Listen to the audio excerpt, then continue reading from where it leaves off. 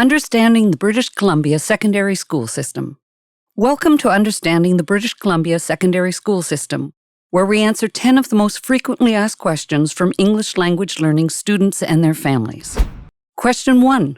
Where will my child go to school if the catchment school has no space?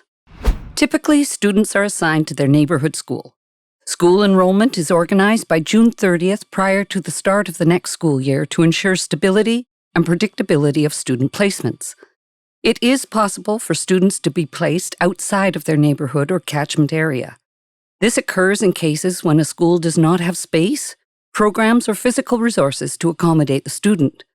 Please be aware that in British Columbia, class enrollment numbers are limited by provincial law.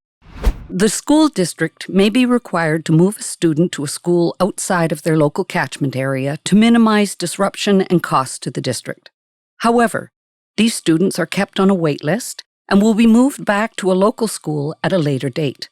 In this instance, secondary school students can return to their local schools at the beginning of the next school year. However, for elementary school placements, students can return as soon as class space becomes available in their appropriate grade.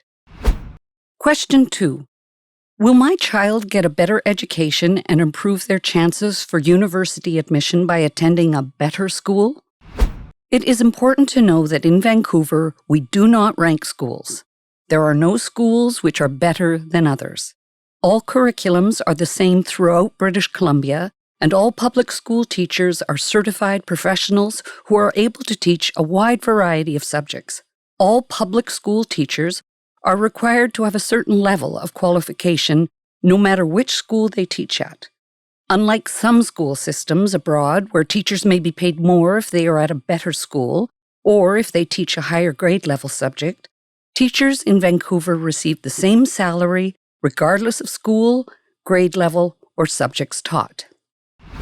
Unlike some countries overseas where schools are ranked and where universities may only select students from top-tiered schools, universities in North America are interested in a student's courses, grades, extracurricular activities, and achievements. Universities do not care about which secondary school students graduate from. Question 3. How will my child graduate from secondary school?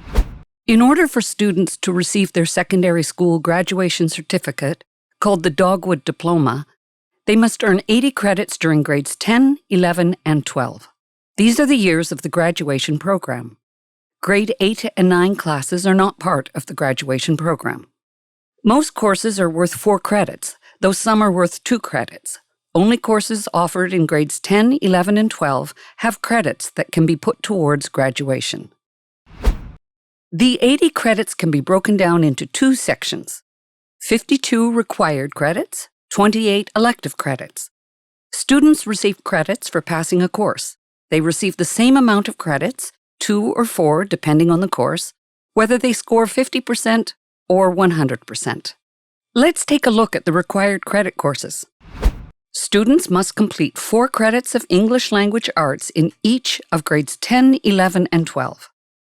Students must complete 4 credits of social studies in grade 10 and another 4 credits of social studies in grade 11 or 12.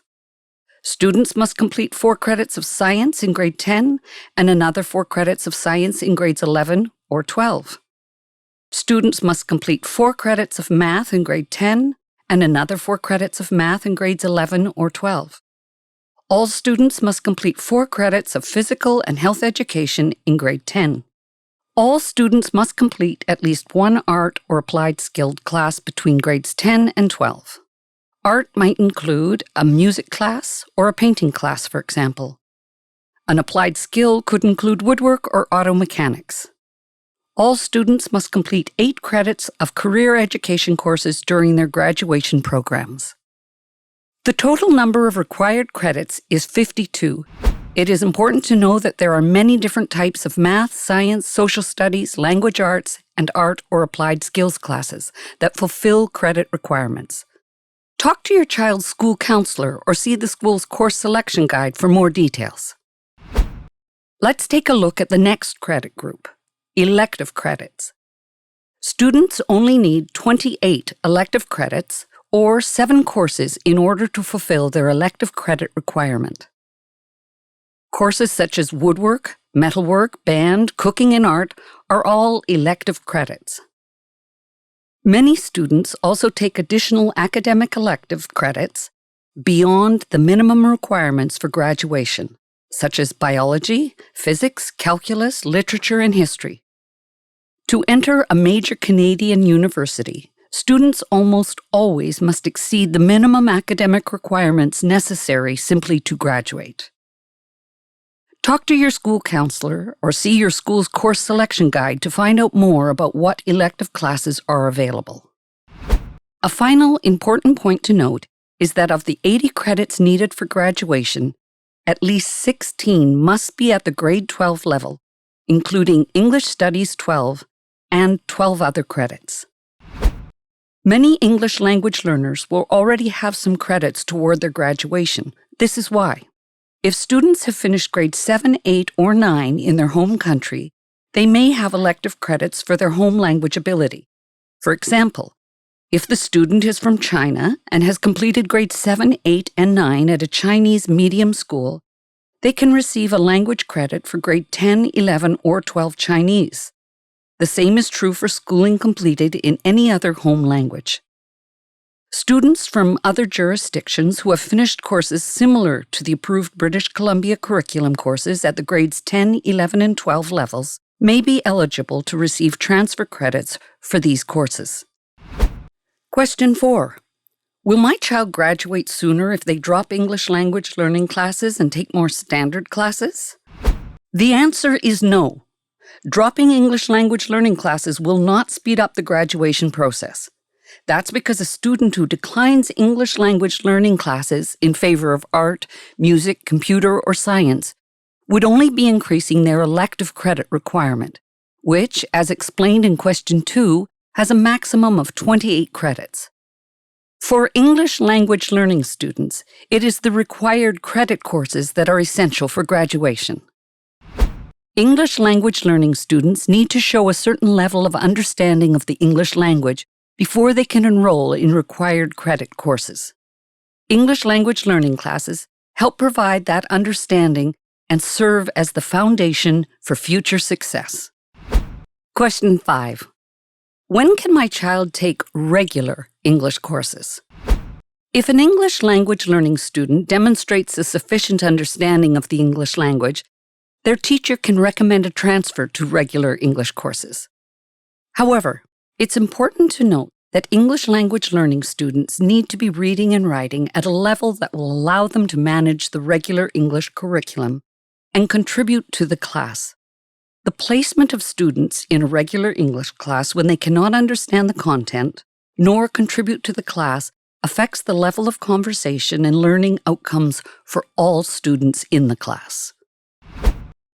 Question 6.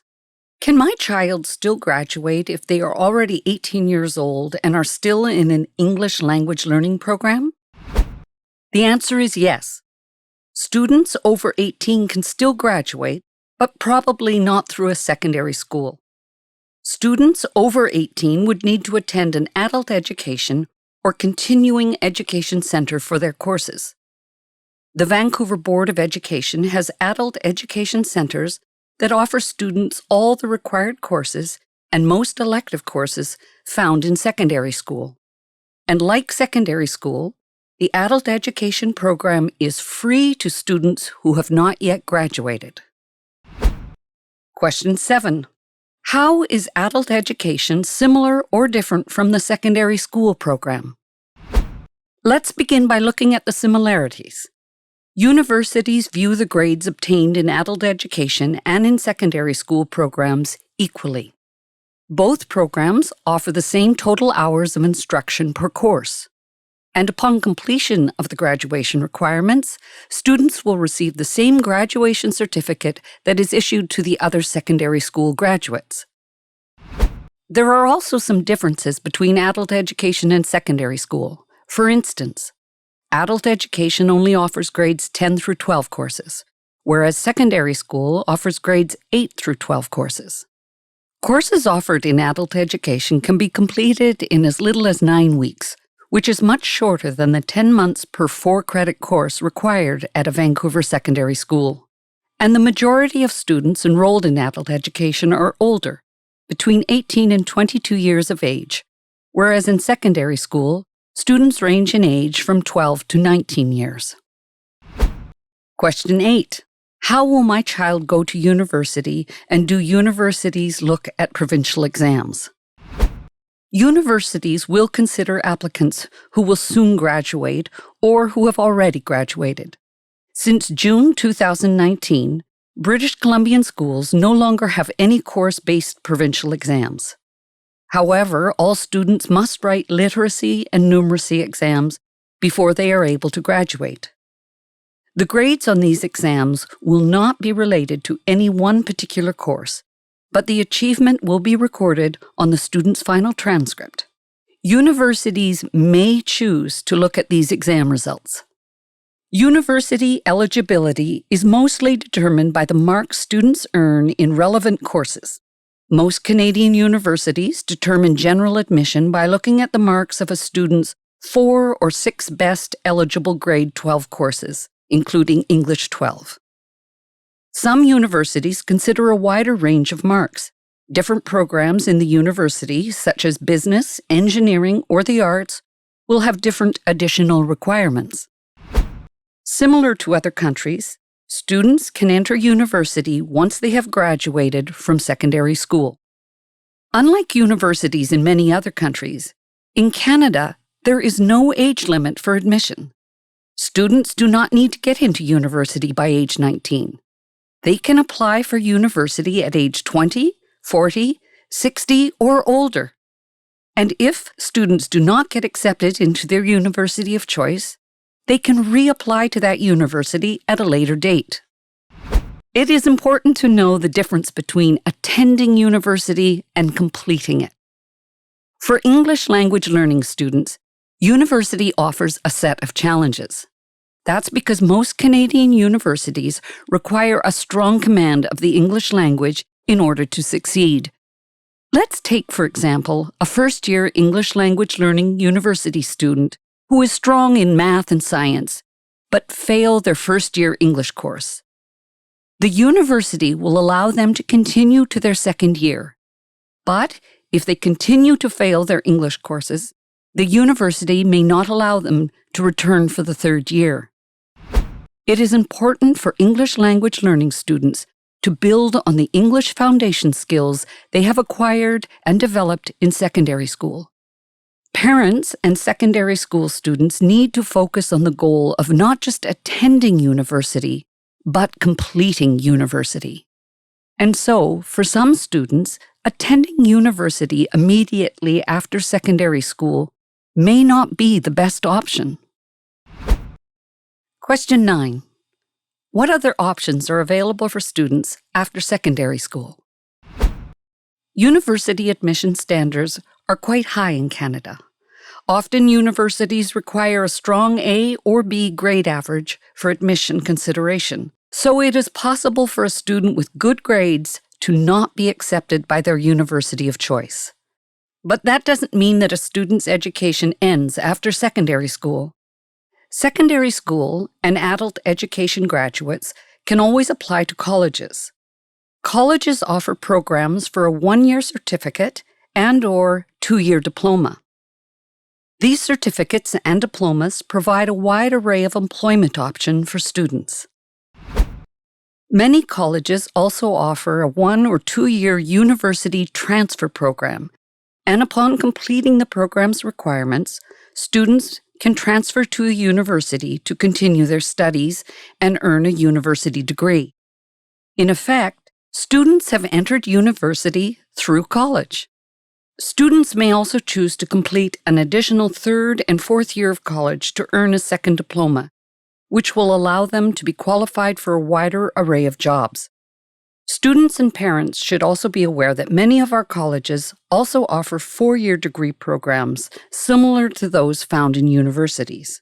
So secondary school and adult education graduates have a number of post-secondary education options available. Of course, any person over the age of 19 may apply to attend university or college at any time to acquire new skills and improve their employment options. Question 10. How can parents help English language learning students succeed in secondary school? Firstly, it's important to know that students need to be living with at least one parent or legal guardian in order to qualify for public education in Vancouver. Newly arrived students who are not living with a parent or legal guardian need to pay international fees for their education. Secondly, one of the key factors to a successful academic life is the practice of home study. Home study is not the same as homework. Whereas a teacher assigns homework to students, the practice of home study involves students furthering their knowledge on their own outside of the classroom. Examples of home study would be setting up a regular routine after school to review coursework, reading ahead in order to be better prepared for future lessons, and working to increase one's reading, writing, and social communication skills. It is also important to take part in extracurricular activities such as school clubs, music, sports, and volunteering in the community. Such activities foster a balance between study and life skills that offer students a solid foundation after graduation. And finally, English language learning students and their parents can always turn to their own school's counselor, teacher, multicultural liaison worker, and settlement worker for valuable guidance and information. We hope that this video provides you with a better understanding of the school system your students will be experiencing. For additional videos and information, please visit the Vancouver Board of Education website at www.vsb.bc.ca. Thank you.